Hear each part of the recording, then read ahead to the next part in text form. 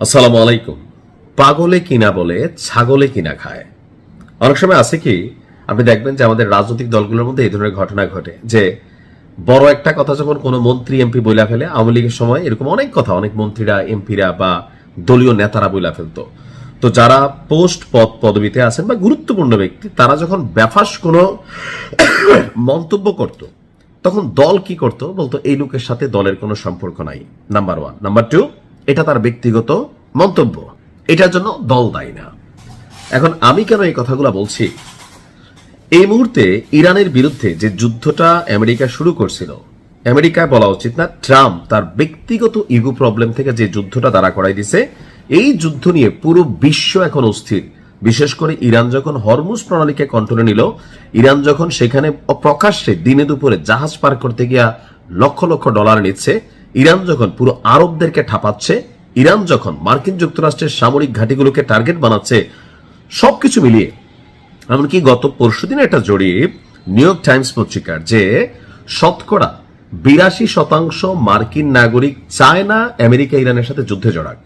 তাহলে বুঝতে পারছেন, এটা বাংলাদেশ না যে সরকারের মন যা চাইলো জনগণ দলীয় যারা আছে হ্যাঁ হ্যাঁ করলাম, ওরকম না। বাংলাদেশ এটা হয়, ভারতে হয়, পাকিস্তানে হয়, বাট মার্কিন যুক্তরাষ্ট্র তারা আলাদা। তো এই সার্বিক পরিস্থিতিতে এখন বাটে পইরা ডোনাল্ড ট্রাম্প এক হাস্যকর মন্তব্য দিচ্ছেন, যেই কথা শুনে আমার ধারণা পুরো ইরান জুড়ে হাসির হট্টগোল চলছে।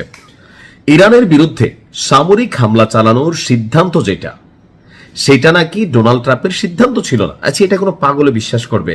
তো কার সিদ্ধান্ত ছিল? ভাবির না, এটা ছিল প্রতিরক্ষা মন্ত্রী নিজেই যাকে নিয়োগ দিছে, পিট হেগসেথ, তার উপর চাপিয়ে দিয়েছে প্রেসিডেন্ট ডোনাল্ড ট্রাম্প।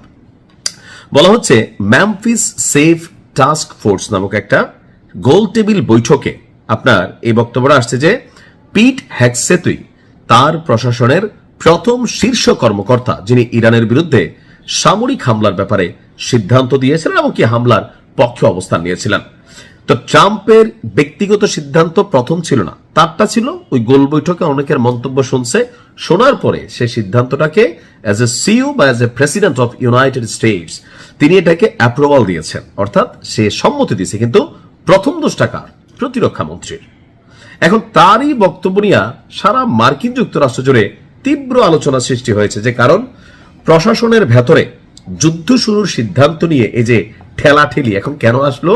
কারণ ইরানের ধুচানিতে প্রত্যেকটার ঘুম হারাম, রাষ্ট্রীয় সিস্টেম এখন হ্যাং হয়ে গেছে। ট্রাম্প ইঙ্গিত দেন যে আপনার পিট, আমার মনে হয় তিনি প্রথম সোচ্চার হয়েছিলেন এবং বলেছিলেন চলুন এটা করি, কারণ আপনি তাদের পারমাণবিক অস্ত্র হাতে পেতে দিতে পারেন না। অর্থাৎ ট্রাম্প বলতেছে আমি কইছি না, আমার প্রতিরক্ষা মন্ত্রী এই বুদ্ধিটা দিছে। অভিযান অনুমোদনের আগের মুহূর্তগুলো বর্ণনা করতে গিয়ে ট্রাম্প বলেন তিনি বেশ কয়েকজন শীর্ষ কর্মকর্তাকে ফোন করছিল। তো আমি পিটকে ফোন করলাম, আমি জেনারেল কেইনকে ফোন করলাম, আমি আমাদের অনেক দক্ষ মানুষকে ফোন করলাম। তো সবাই বলল যে ইরানের ক্রমবর্ধমান শক্তিকে মোকাবেলা করার বিষয়টা নিয়ে আমাদের ভূমিকা নেওয়া উচিত।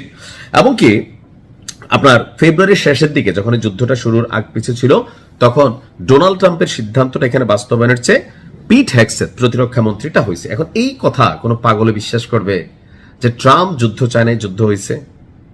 এখন বাঁচার জন্য যার কি কি করবে, কারণ ইরান বলছে তোমার প্রতিশোধ নেওয়া হবে। ভালো থাকুন, আসসালামু আলাইকুম।